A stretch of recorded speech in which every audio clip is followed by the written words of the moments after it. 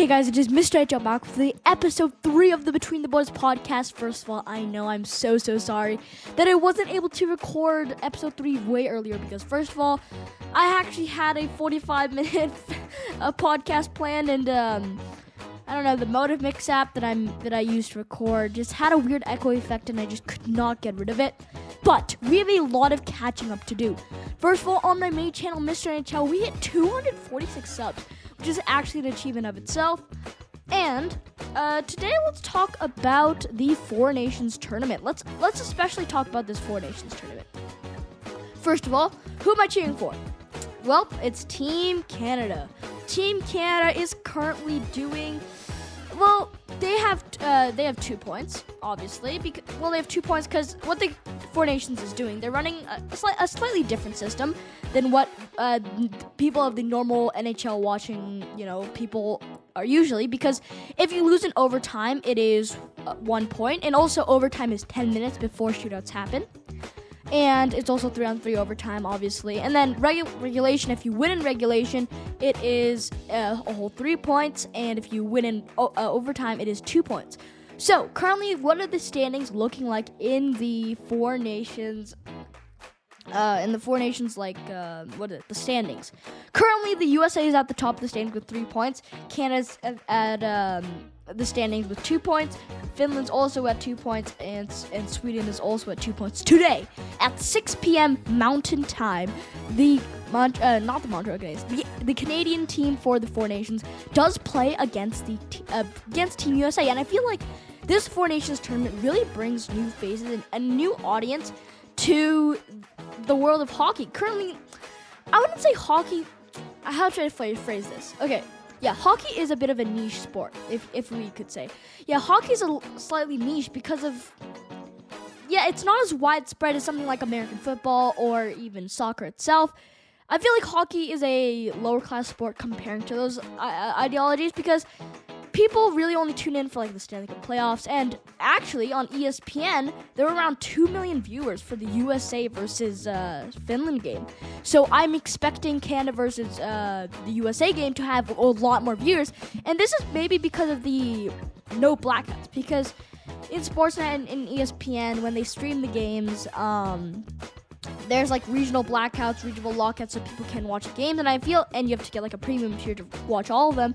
But the Four Nations tournament is not in blackout. Anyone with a Sportsnet account or anyone with an ESPN account are able to watch the game. So I feel like this is partially one of the reasons why a lot of people are able to watch it, and a lot of people are watching in the Four Nations tournament because it's not a gimmicky thing anymore. It is not something like when you put the All-Star tournament together. When there was the All-Star tournament, it was like Team White versus Team Blue or something like that.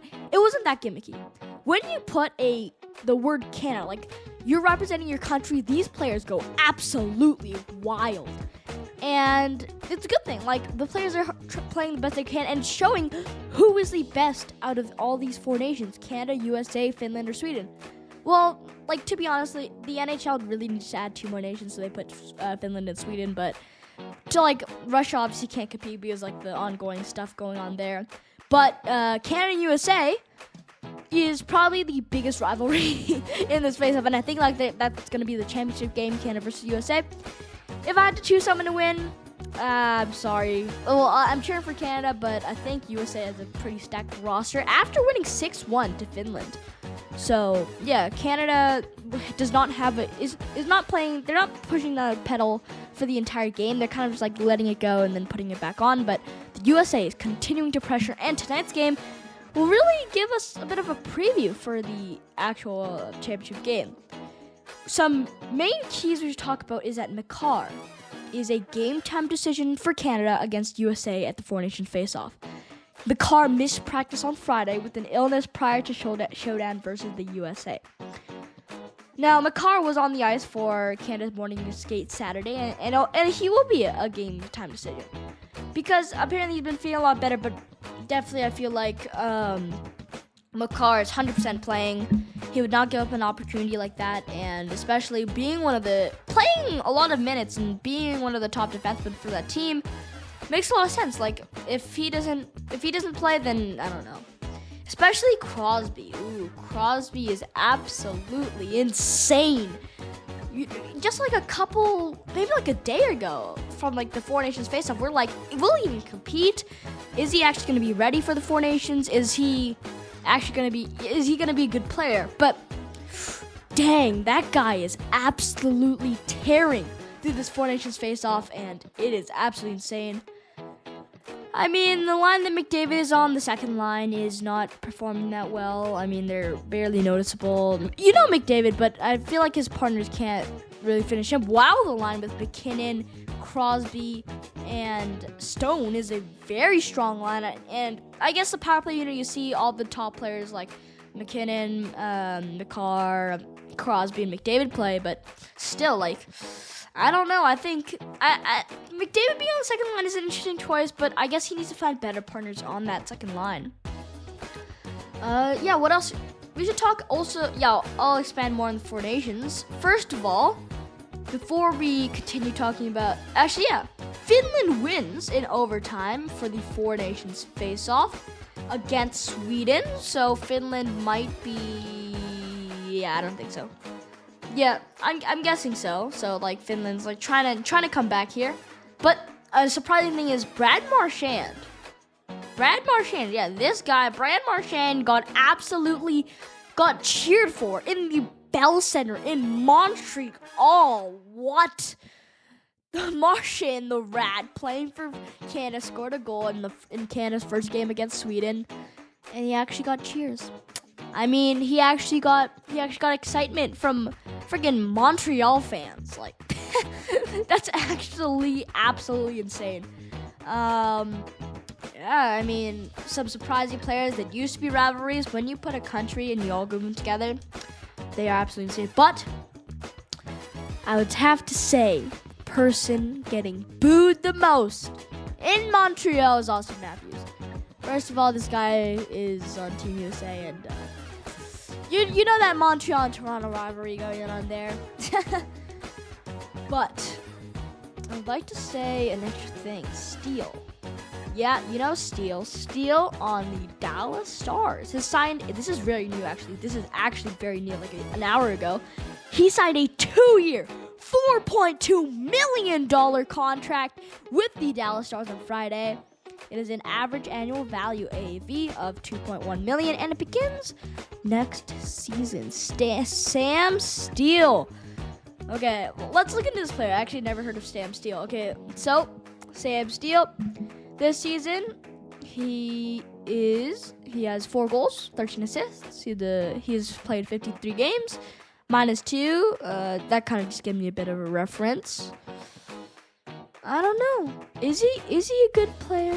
He is center. I believe he might be. Let's see. I think he's like the 4th line for the Stars. For Sam Steele. Let's see this. As a centerman. I feel like he might be a lower line because obviously they're not putting him on the first and second line with those numbers, like 13 assists and 4 goals. I mean, I guess. Hold on. Let's take a look at this. Let's take a deep dive into what the heck Sam Steele is doing. Other than that, Sam Steele has played a career of 392 games with 47 goals and 87 assists. Yeah, obviously not very good numbers. Let's see. He got drafted by Anaheim, 30th overall in 2016. Played in Anaheim until 2018 to 2022, then got traded to Minnesota for 2022 to 2023, and is in the Dallas Stars for 2 years, and actually is going to be for another 2 years. Interesting. I'd say that's an interesting game-breaking trade that just got. Yep. I mean, the good thing about podcasts is that it takes too much time for me to edit and talk about everything, and due to the high quality of standards I'm now doing on like a quick trade. But on a podcast, I just talk. Boom! You got the greatest news ever coming to you. But you know, it is pretty interesting.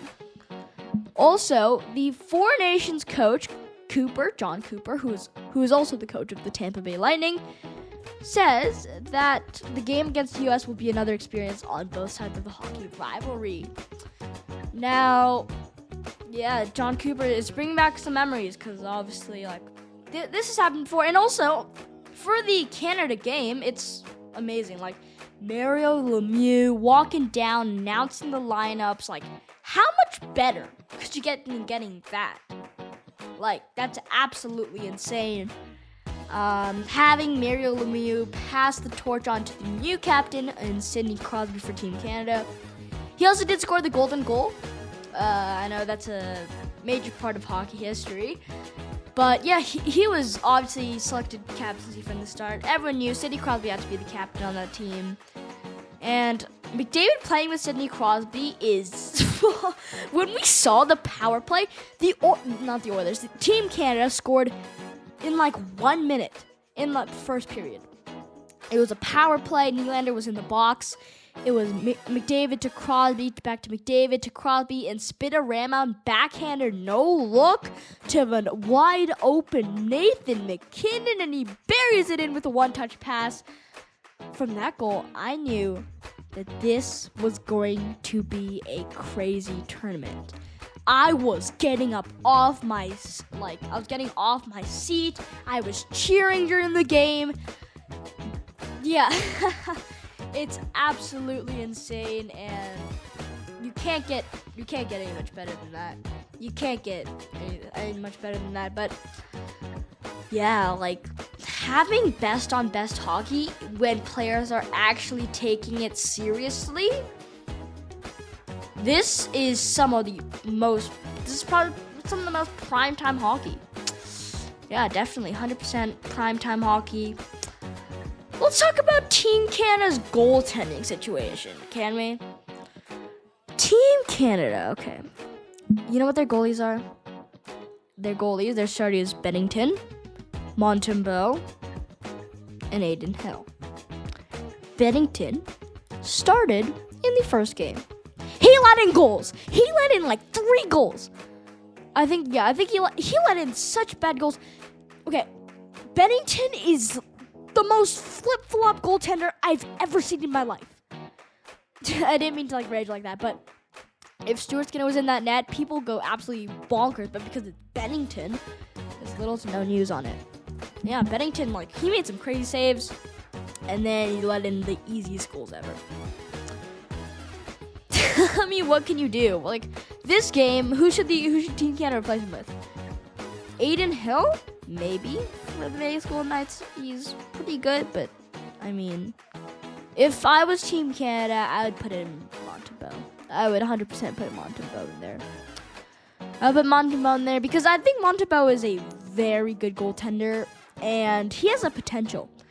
And I feel like that potential could really help him, like obviously Bennington was picked because of his Stanley Cup experience, because of his ability to make saves in a rough spot, but is that ability to make saves really coming through? Is Team Canada's player decision making actually even worth it?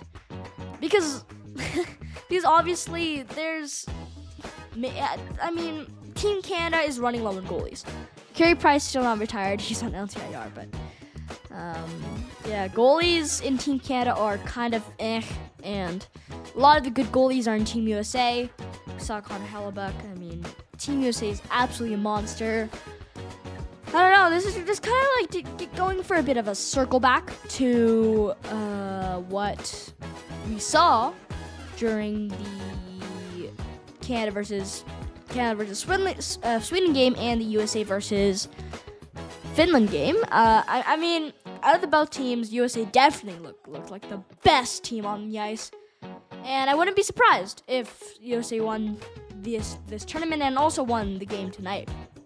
But what Canada has to do is really drill into that defense, because Canada's been absolutely insane in the neutral zone. They have been really, really good attacking that neutral zone. Really, really good, managing their opponents, especially, based off game. Sweden, they are very consistent in the zone, and they're a lot of credit to Canada. Canada's offensive talent is very good, but especially the center zone, the neutral zone, clogging up the neutral zone is absolutely insane. for Team Canada, and I feel like that might be one of the X factors for Team Canada, because obviously all the four nations have some of the best players in the NHL. It's best on best hockey. Like, who can you argue? But I mean, I also feel bad for people like Leon Draisaitl not being able to compete because he's not in one of those four nations. Well, he does play in Edmonton, but I think he's German. Yeah. So, yeah. So there's some also really good NHL players that are left out because they aren't in Sweden, Finland, Canada, USA. But that really doesn't matter. Well, it's pretty saddening to not see these players play. But I guess these players, well, they're still really good players on all four nations. They're absolutely amazing, and each team we play against will be really challenging to go for. Each player has their own X factor, has their own speed, and surprisingly, I don't know, McDavid was what I want for McDavid to do during this Four Nations tournament. I know it's surprising. Don't get injured. Please, McDavid. Please. If McDavid gets injured, the Oilers team is absolutely doomed, and I don't know what they're going to do. Because McDavid is obviously a key part for the team, and if he gets injured, I'm going to absolutely freak out. The next game for the Edmonton Oilers is versus the Flyers, and they face the Capitals, Lightning, and the Panthers. Oh, the Panthers game is going to be interesting. But, yeah, there are multiple games that really should be looked into, and if McDavid gets injured, I mean, McDavid obviously is going to take this game very seriously. He's going to take it very intensely because he is like wearing a Canadian sweater. Like the last time he played for Team Canada, well, he played for Team North America in like the juniors. But like legitimately doing this it's a big thing for McDavid. And in last game for Team Canada, he wasn't really noticeable. He was really good in the rush. He was really good at bringing the puck, but he didn't make any crazy plays. Like there was nothing that stood out like Crosby or McKinnon or McCarr. There's nothing that really stood out, especially as like partners like in who are his partners? I think it's Marner and is it Marner and Reinhardt?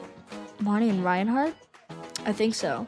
But yeah, they are not they can't really finish, and well, they can finish, but the chemistry is really not there. I mean, if we saw Zach Hyman being able to compete for Team Canada, he would definitely be on McDavid's line. I don't know. Some interesting news to ponder. Now this is almost a midway point of this podcast. So let's switch it up for a bit. Let's talk about how Noah Philp. I know I haven't covered this. I haven't even talked about this. Noah Philp is now in the AHL. Yeah, he's loaned to the Bakersfield Condors. He's not on the Oilers team.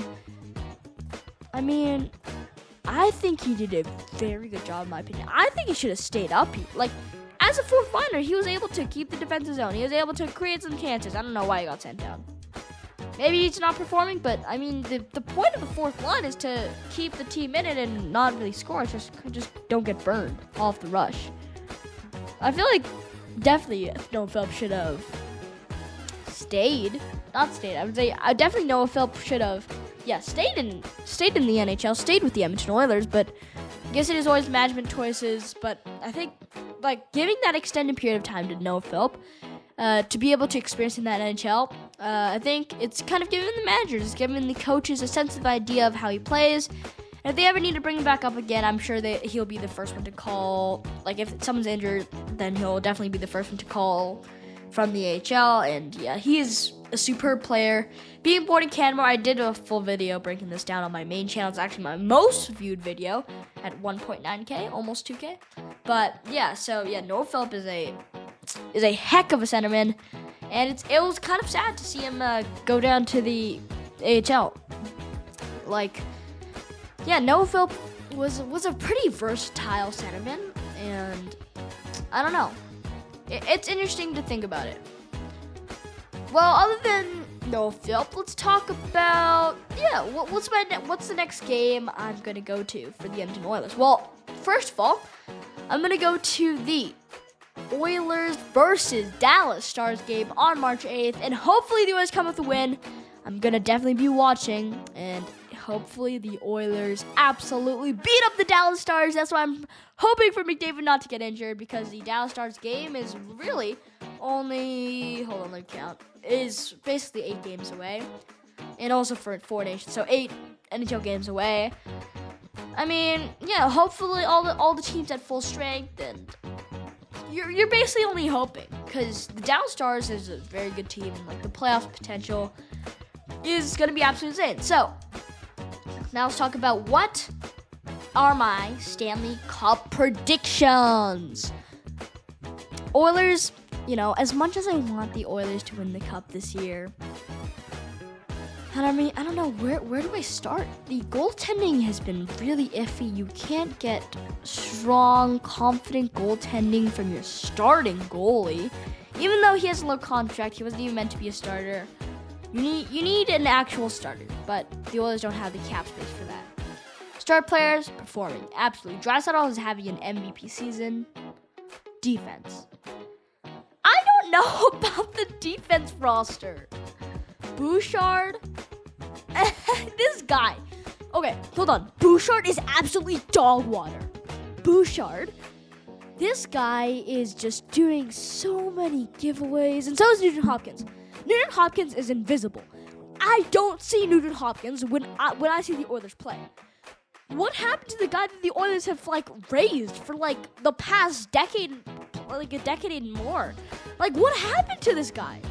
He definitely not Father Time, and if it is, then what are you doing, Nuge? Nuge should definitely, I don't know, if the Oilers are gonna look at some, last year, the reason why they made it to the Stanley Cup was because of their depth. Well, the depth has disappeared, and especially their speed, and Ryan McLeod and Warren Fogle.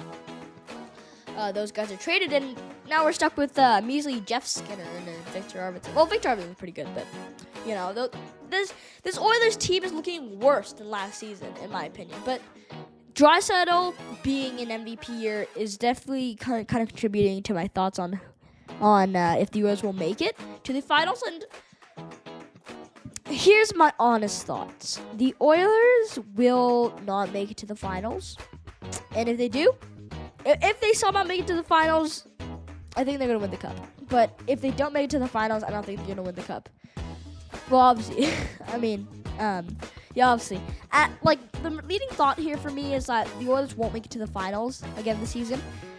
And if they do, they'll definitely win the cup. But if they don't, well, yeah, basically for the playoffs, all that the team needs is just a really hot streak of having amazing goaltending and having great players and having great depth. But goaltending is especially a major issue. We saw last playoffs when the Oilers made the run to the finals.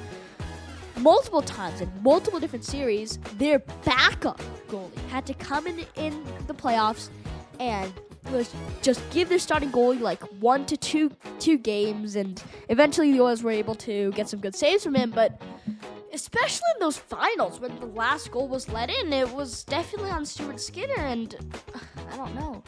Skinner wants. Well, what is Skinner's X factor? What is Stuart Skinner's X factor here? Is it his lateral movement? No.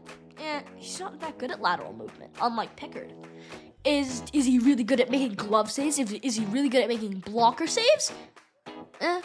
He's mediocre. Is he really good at making diving saves? Is he really good at focusing on the player for the puck? Pointing where their feet is moving, anticipating the player? No. He is mediocre at best, or worse. I know this, if this guy was a backup, this guy would be absolutely insane with the cheap contract and everything, but, Oilers fans kind of have to face it for a bit. Stuart Skinner, we need a reliable goaltender. That's what we need, but who can it be? For the Oilers, we're kind of stuck with Stuart Skinner for, the next couple years. The Oilers cap space can't, get anything, and we can't really get a goaltender because all the teams that have good goaltenders don't want to trade them or are building a prospect line. So I feel like teams will be reluctant to, trade their good goaltenders, especially when the Oilers brought in Jack Campbell for $25 million. The Oilers were definitely hoping that he would be the starter and he would do well, but he flopped.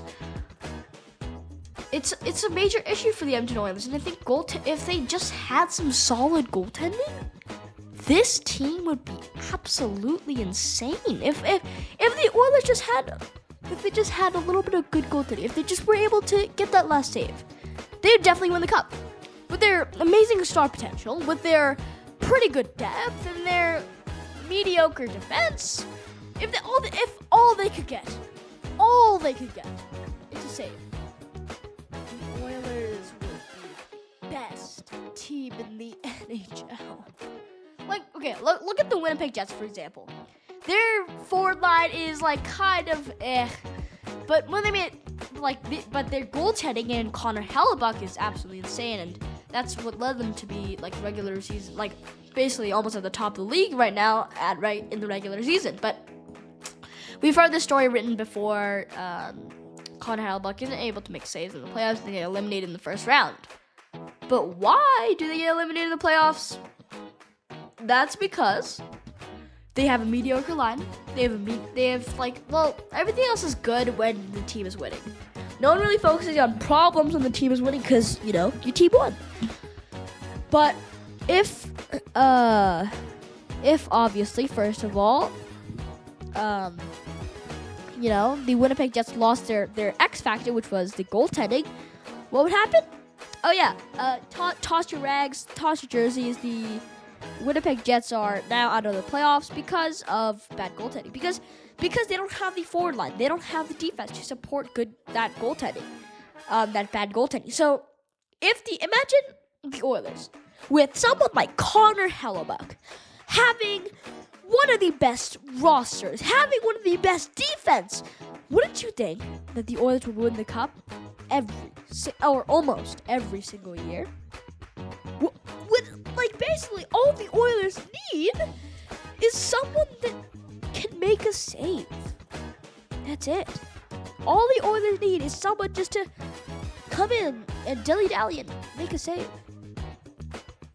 First of all, you can't make Pickett your starter because he's a backup, and when we saw him play for a couple of times, and I know it's not a lot because he's a backup, but he's not. Well, he is confident, but like Stuart Skinner, goalies look good with their backups, but what do they look like in the starter position? Now they'll probably burn the house down. They'll probably absolutely wreck the game. But this is the Edmonton Oilers we're talking about here. The crucial problem is not on the blue line. Well, it might be on the blue line. That might be the next thing to tackle, but it's goaltending. Ultimately, you really can't avoid it. It's ultimately goaltending that is the major issue, and it's ultimately goaltending that needs to be solved before the Oilers can move on. Before the Oilers are able to do different kinds of being able to witness it's the goaltending. It's the major problem that needs to be solved before other things like defense and other things like not the forwards, but the depth. Currently, the Oilers want to make a run for the cup, and that's why they've traded a bunch of assets, gone for veterans like Corey Perry. But yeah, the Oilers need something like crucial goaltending, and they need that's one of the key reasons. That's really one of the key reasons that the Oilers need is goaltending. Having a strong, structurally sound goaltender is something that the Oilers desire. It's something that the Oilers, it's at the top of their list. But looking at the Oilers' cap space, it is not looking good. Yeah, it is pretty bad for the Edmonton Oilers. And current cap space, they have only $642,075. That is not enough to get a a great goaltender. They have currently jammed up that, and also, but if they do not make any roster moves from between now and the trade deadline, the annual cap hit would be, they would have $947,000, which is still not enough. And the long-term injury reserve pool is $5 million. Maybe that's enough, but who are you going to put on long-term injury reserve? Projected cap space is $207,000, which is certainly not enough for anything else. And especially currently, the Oilers have two active injuries, which is Evander Kane with the knee, which we saw he might be coming back soon, maybe 2 weeks, 3 weeks, hopefully. Alex Regula, which is not a regular in the lineup. But yeah, there's a couple main things, and especially the transaction that the Oilers are doing. I mean, Matthew Savoie has been lighting up the AHL of late, and I mean, with like 22 points in the last 20 games, I don't know. The Oilers can't call up someone like Matt Savoie. Reason being is we tried that before. He's not able to compete in those big games or big circumstances. The Oilers don't have a good prospect pool. The only ones they have are like Sam O'Reilly and Matt Savoie, which will ultimately, I think, will be traded to make a playoff run. I would be so disappointed if the Oilers wasted basically the rest of the life contract from Leon Draisaitl and Connor McDavid. If they wasted an opportunity, if this will go down to history, if the Oilers don't win a cup with McDavid and Draisaitl on their team, two of the most generational talents, I don't know. Like, both of them have won basically all the individual awards that they can win. So there really can't be anything that, starts it up. If the Oilers currently have some of the best generational talents, and if they don't win the cup, it is going to be a serious problem. And I don't know, especially with the new GM in Stan Bowman and not Ken Holland, it's obviously changed. Like, the atmosphere in Edmonton has obviously changed. As long as the general manager is also the new coach, and Chris LeBlanc, who's been doing a pretty interesting job with the team. Yeah, Chris LeBlanc, he chooses to go with the blender a lot of times. He chooses to not stick to lineups, which is kind of funny, even though he said that he wanted to stick to lineups earlier this year. But yeah, Chris LeBlanc is kind of a blender, and you really don't know what to expect from him. Like, the entire atmosphere changed, and like from Jay Woodcroft, Ken Holland to Stan Bowman and Chris LeBlanc, this team is looking on one thing and one thing only, and that is the Stanley Cup. And the question is, will the Oilers be able to win that cup that they desire? This has been a very interesting podcast episode. First, we talked about the Four Nations face-off, the Team Canada and Team USA, and then we talked about the Edmonton Oilers. Like, what is their key problem and what is stopping them from winning the Stanley Cup? Like, this has been a very, very interesting podcast episode. I mean, yeah, all podcast episodes are around half an hour. If you want them to be longer, comment down below your thoughts on the podcast. Anyways, it's been Mr. NHL. You can check me down on YouTube. No dot, just Mr. NHL with MNHL in all caps. I'm sure you'll find any of my videos on YouTube. And if you are watching this on YouTube, thank you so much for supporting me. And I mean, what are your thoughts? Who do you think is going to win the Four Nations? That'll probably be a good end off to this podcast and this episode. Anyway, thank you guys so much, and I'll see you guys later.